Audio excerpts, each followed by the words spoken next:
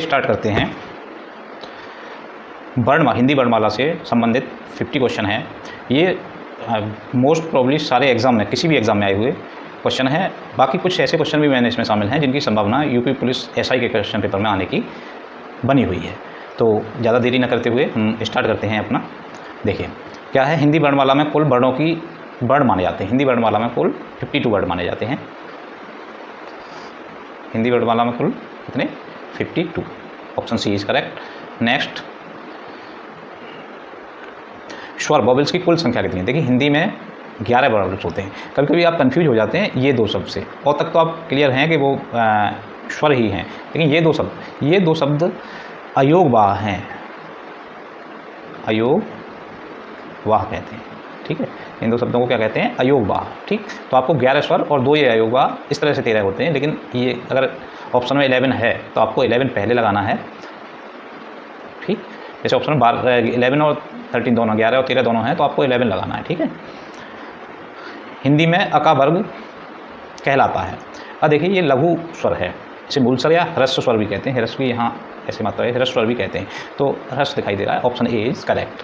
ठीक है, नेक्स्ट, त्र एक का उदाहरण है। त्र, त और र है ना, किससे मिल रहा है? त किससे बन रहा है? त प्लस र से मिलकर बन रहा है। इसका मतलब ये क्या है? संयुक्त अक्षर है। तो ऑप्शन बी इज करेक्ट, संयुक्त अक्षर। ठीक, नेक्स्ट, हिंदी वर्णमाला का पहला व्यंजन, छोटी सी बात, व्यंजन की बात कर रहा है, कहीं स्वर मत लगा देना इसमें, आ दिखाई दे जाए स्वर लगा दो। किसकी बात कर रहा है? व्यंजन। तो पहला व्यंजन हमारा का होता है। ठीक है, बहुत आसान क्वेश्चन था। नेक्स्ट, अंग और अह जैसे चिन्हों को, जिन्हें हम छोटी अंग या और बड़ी अंग कहते हैं, जैसे चिन्हों को मिलाकर उन्हें कहा जाता है अयोगवाह। अभी बात कर रहे थे, क्या कहा जाता है? Option B is correct, अयोगवाह।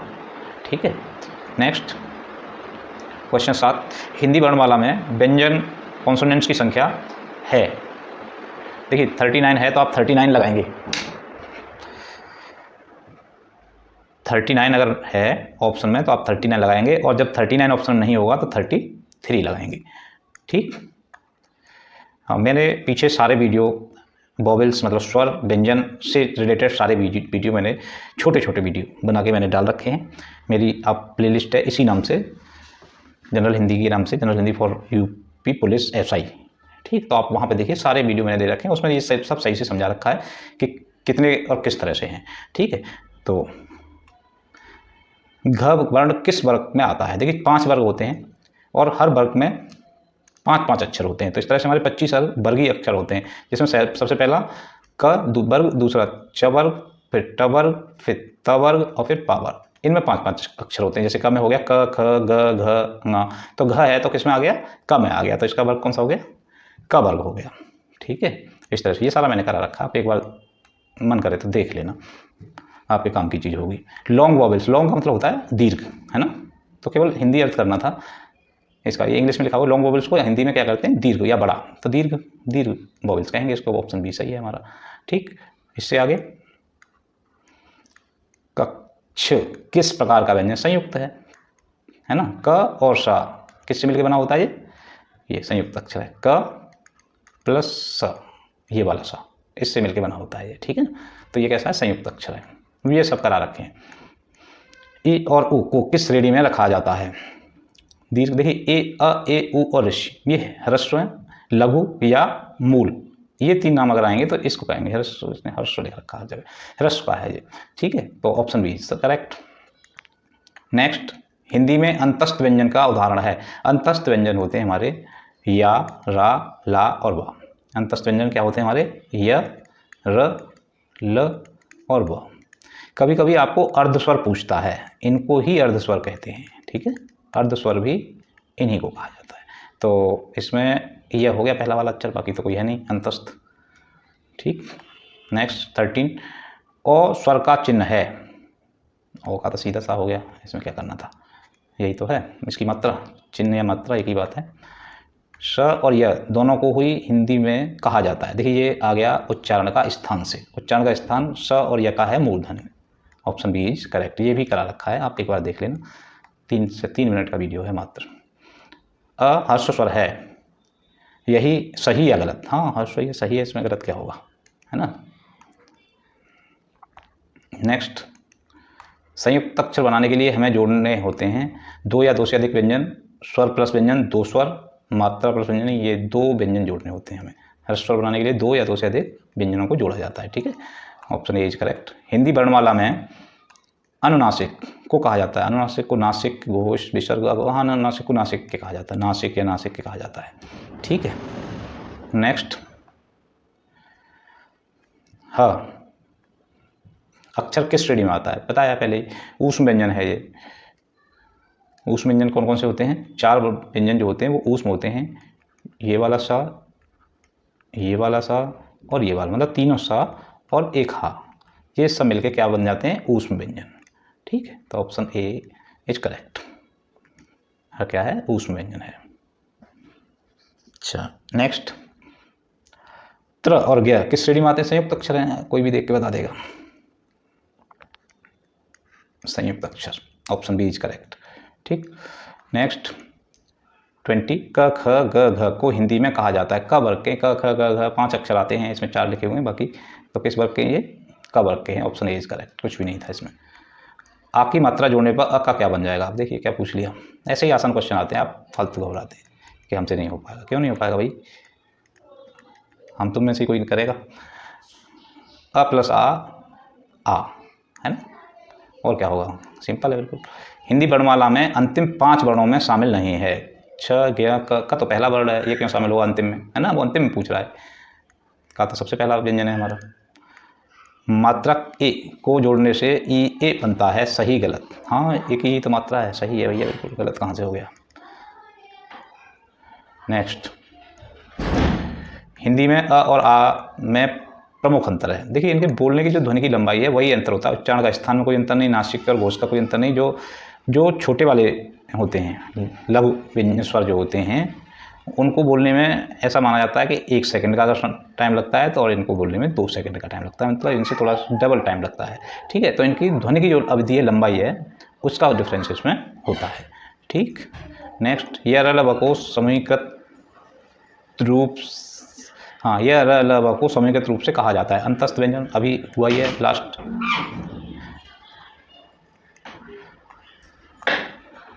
Ghosh और अघोष में फर्क ध्वनि का, ये यही सेम बात यहाँ है। अघोष और घोष में भी स्वर ध्वनि की कंपन, लंबाई और नासिक की टोन, इसकी लंबाई, इसमें भी लंबाई वाला है। अच्छा नेक्स्ट, ए पर मात्रा जोड़ने पर अक्षर बनता है। ए पर मात्रा जोड़ने पर, ए पर मात्रा जोड़ दोगे तो बड़ी ई बन जाएगी। वैसे बताना चाहिए था किसकी मात्रा जोड़ते हैं, लेकिन फिर भी कॉमन सेंस है कि इस ए पर और कोई मात्रा लग नहीं सकती। ठीक है ना, मेरी बात समझ रहे हैं नहीं समझ रहे हैं? जैसे मैं कहूँ कि ए, तो क्या आप इस पर ऊ की मात्रा लगा दोगे? गलत हो जाएगा। क्या आप ए पर आ की मात्रा लगा दोगे? गलत हो जाएगा। तो कॉमन सेंस की बात है कि ए पर केवल यही मात्रा लग सकती है। ठीक है, इसलिए इसने नहीं भी दिया, तब भी आप कॉमन सेंस लगा के क्या लगाएंगे? बड़ी ही बना सकते हैं। छोटी पर स्वर पर और कोई मात्रा नहीं लग सकती। हिंदी वर्णमाला में ऊष्म व्यंजन किसे कहते हैं? अभी बात हो रही थी, तीनों सा और एक हा, है ना, तो क्या हो गया? ऑप्शन ए सही हो गया। नेक्स्ट, स अक्षर का उच्चारण स्थान में, अब बताइए, स का दंत ओष्ठ क्या है? अभी पीछे एक क्वेश्चन हुआ है, इसमें यह और स दोनों आए थे। क्या होता है इसका? मूर्धन्य होता है। ठीक, नेक्स्ट, संयुक्त अक्षर छ का संयोग किससे होता है? क और स। देखिए ये वाले, अभी मैं इसे भी बता चुका था। क और स, घ की आवाज़ किस प्रकार की होती है? घ, देखिए अघोष अभी मैंने एक चीज़ बताई थी कि किसी वर्ग का पहला, जैसे एक वर्ग में 5 अक्षर हैं, तो महाप्राण और अल्पप्राण का सिस्टम क्या होता है कि अल्पप्राण से शुरू होता है। पहला अल्पप्राण, दूसरा महाप्राण, तीसरा फिर अल्पप्राण, चौथा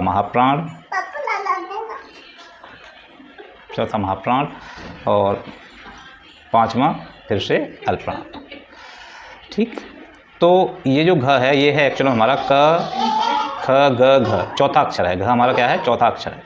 और पहले 3 अघोष होते हैं, बाद के 3 सघोष होते हैं। तो सघोष और अल्पप्राण है ये, सघोष और अल्पप्राण, सॉरी, पहले 3 अघोष और ये महाघोष, या घोष। तो चौथा वाला है तो ये सघोष और क्या हो गया, अल्पप्राण, महाप्राण, है ना। तो सघोष या घोषित महाप्राण, ये ऑप्शन ए में सही होगा। बात समझ में आई? मैं आप कहें तो मैं एक बार और थोड़ा सा रिपीट कर देता हूँ।